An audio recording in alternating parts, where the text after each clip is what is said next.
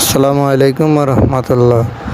বর্তমানে বয়স্ক ভাতার জন্যে বৃদ্ধ মানুষের আইডি কার্ড দিয়ে চিন করা লাগে। তো অনেক সময় দেখা যায় নানান কারণে চিন নষ্ট হয়ে যায় বা বন্ধ হয়ে যায়, পরবর্তীতে রিপ্লেসমেন্ট করানোর দরকার হয়। সেম আজকের এই ব্যক্তির সিম রিপ্লেস করার প্রয়োজন হয়েছে। 5-7 বারের মতো ওনার আঙুলের ছাপ নিয়ে দেওয়া হয়, অনেক কষ্টে আঙুলের ছাপ নেওয়া হয়, কিন্তু দেখা যায় আঙুলের ছাপ সম্পূর্ণ হলে তখন আসে যে আঙুলের ছাপ মিল পাওয়া যায়নি।